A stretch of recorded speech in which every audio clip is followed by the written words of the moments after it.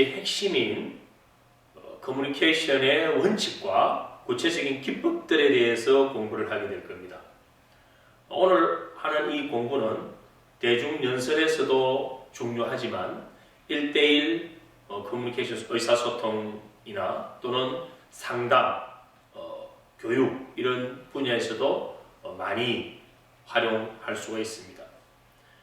우리 뇌가 가장 좋아하는 것이 있고 싫어하는 것이 있습니다. 본능적으로 우리가 뇌가 좋아하고 추구하는 것은 즐거움이고 편안함입니다. 본능적으로 싫어하는 것, 그것은 뭐냐면 고통 또는 부정적인 정서들이죠. 이런 것들은 싫어합니다. 자, 이 원리로 본다면 인간 관계에서 좋아하는 것과 싫어하는 것, 그러면 싫어하는 것은 우리가 사용해서는 안 되는 것이고, 좋아하는 것, 우리 뇌가 좋아하는 것을 많이 사용한다면 인간관계를 보다 더 생산적으로 만들어낼 수 있지 않을까.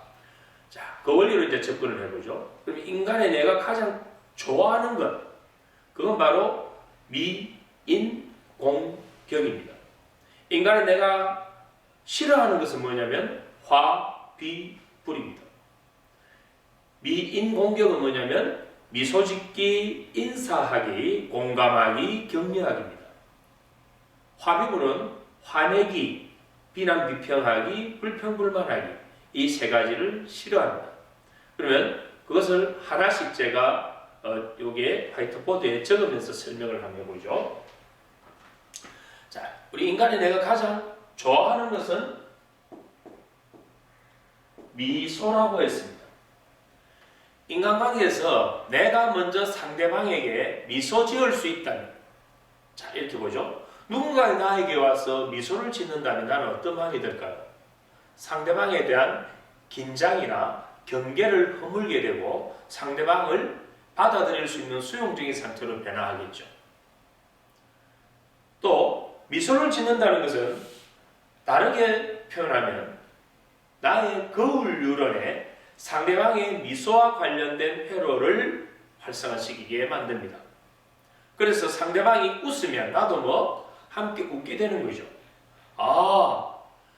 이 미소를 사람들을 만날 때 내가 먼저 미소 지을 수 있는 사람이라면 인간관계를 위한, 커뮤니케이션을 위한 첫 단추를 우리가 끼울 수 있다. 그래서 첫 번째가 미소 짓기입니다. 자, 두 번째 뭐였죠? 이는 뭘까요? 인사입니다. 인사. 누군가 나에게 와서 먼저 인사를 한다.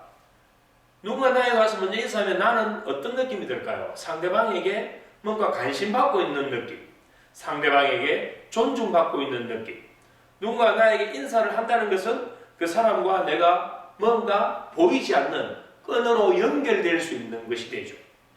그래서 내가 먼저 미소 짓고 내가 먼저 인사할 수 있는, 내 포지션이 설사 상대방보다 높은 포지션이라 하더라도 내가 먼저 인사할 수 있는 그러한 마음 자세와 태도를 갖춘다면 상대방과의 라포를 형성하고 상대방의 마음을 얻을 수 있는 아주 좋은 하나의 방법이 되겠죠. 자, 미인. 공은 뭘까요? 공감입니다. 공감. 자, 공감을 받으면 우리는 어떤 느낌이 드나요?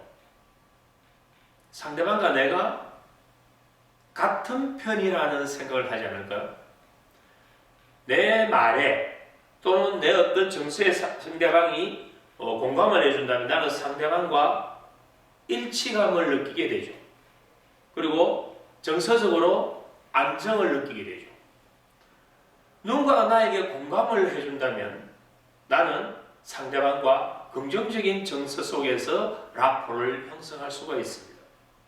우리는 마주보고 상대방과 옳고 그름을 따질 때는 서로 간에 공격적인 부분을 드러내게 됩니다. 하지만 내가 마주보는 것이 아니고 상대 옆으로 가서 상대방과 어떤 공통적인 어떤 목표를 바라보게 된다면 상대방과 나는 이미 경계가 허물어지는 상태가 되죠. 그래서 미, 인, 공 하나가 뭘까요? 격려입니다. 자, 우리 인간관계에서 칭찬을 많이 사용하잖아요. 칭찬을 통해서 상대방을 기분 좋게 만든다. 심지어는 이 칭찬은 고래도 춤추게 만든다라는 이야기까지 하죠. 이 칭찬은 상대의 어떤 말이나 또는 어떤 행동에 대한 결과적인 부분에 대해서 내가 보상을 전해주는 거예요. 결과에 대해서 보상을 전해주는 걸 우리가 칭찬이라고 한다면, 여기서 얘기하는 이 격려는 칭찬을 포함합니다. 결과도 당연히 인정하고 보상을 주지만 더 중요한 건 뭐냐면 그 과정까지도 인정해주고 보상해주는 거죠. 그러면 우리가 대화 중에 상대방이 했던 그 말에 또 어떤 주제에 대해서 그 과정까지 인정하고 그 부분에 대해서 수용하고 존중해주는 이런 피드백을 제공해준다면 그건 격려가 되는 겁니다. 격려를 받게 되면 상대는 어떤 상태가 되냐면 대화를 할 때 내적으로 자극을 받습니다. 내적으로 자극을 받아, 왜냐면 과정에 대해서 내가 칭찬받은 거잖아요. 내적을 자극받을 때 올라오는 그 동기를 우리가 뭐라고 하냐면 내적 동기라고 하죠. 대화를 하는 중에 상대방의 내적 동기를 자극해서 그걸 높일 수 있다면 상대방은 자기 안에 있는 모든 걸 다 끄집어내고 싶죠. 이것이 뭐냐면 바로 격려의 효과입니다. 내가 격려를 받았다면 이 격려받은 만큼 나도 상대방에게 뭔가 주고 싶거든. 그걸 호혜성의 원리라고 하죠. 그리고 호혜성의 원리에 의해서 내가 받은 격려만큼 또 상대방을 그대로 인정해주게 되기 때문에 격려를 아낄 이유가 없다는 거죠. 이 네 가지가 뭐냐면 인간의 내가 가장 좋아하는 겁니다. 미소 짓고 먼저 미소 지으라는 겁니다. 먼저 인사하고 공감해주고 격려해주는 이러한 커뮤니케이션의 원칙을 지킨다면 상대방의 마음에 접근할 수가 있을 뿐더러 상대방의 마음을 훔칠 수까지 있다. 그리고 이 네 가지는 상대방과 나의 끈끈한 나포를 형성하는 지름길이 됩니다. 자, 그럼 이 네 가지와 더불어 인간의 내가 싫어하는 것에 대해서도 알아보죠.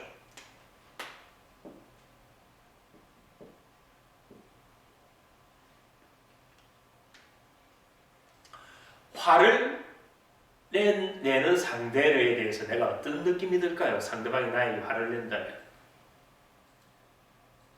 나는 거기서 도망가고 싶어지는 거죠.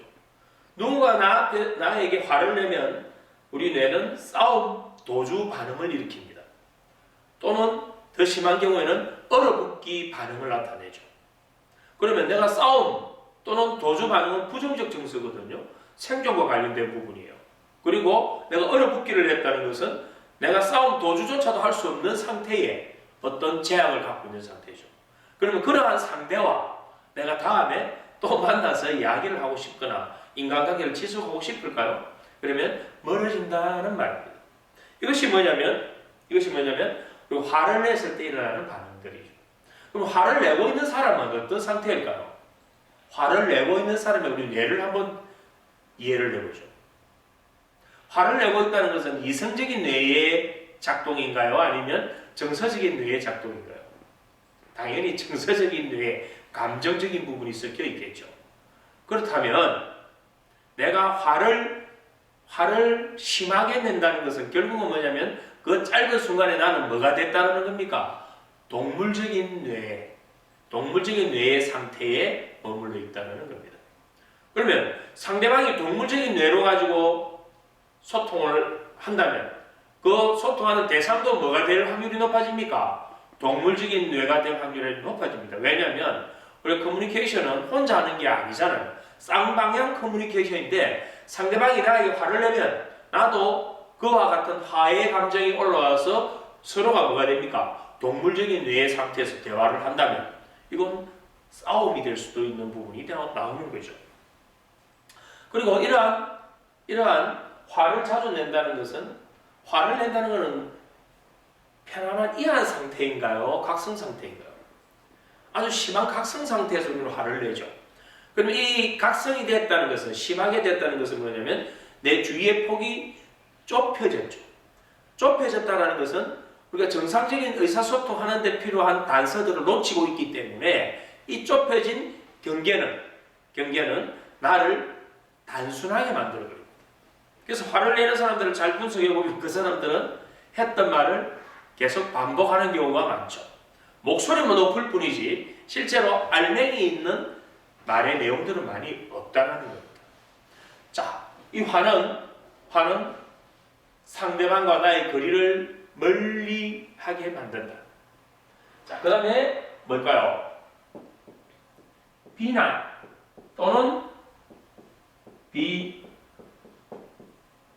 비난 또는 비판입니다. 계속 거꾸로 이제 생각해 보는 거예요. 누군가가 나를 비난하거나 비판한다면 어떤 느낌이 들까요? 내 자신에 대한 뭔가 수치심이 느껴지잖아요.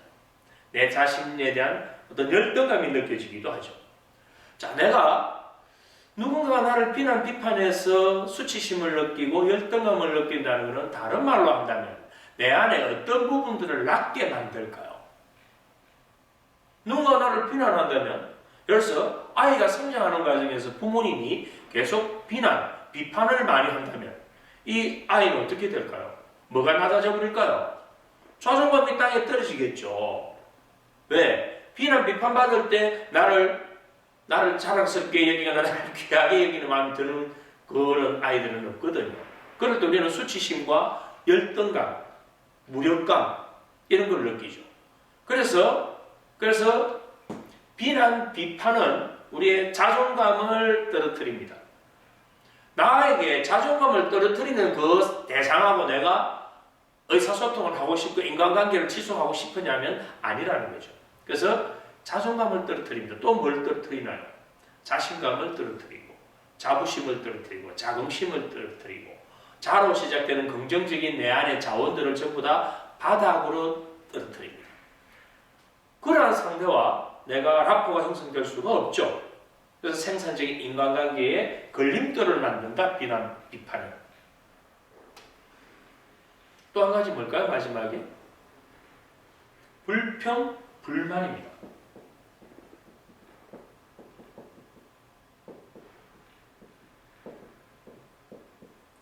불평, 불만은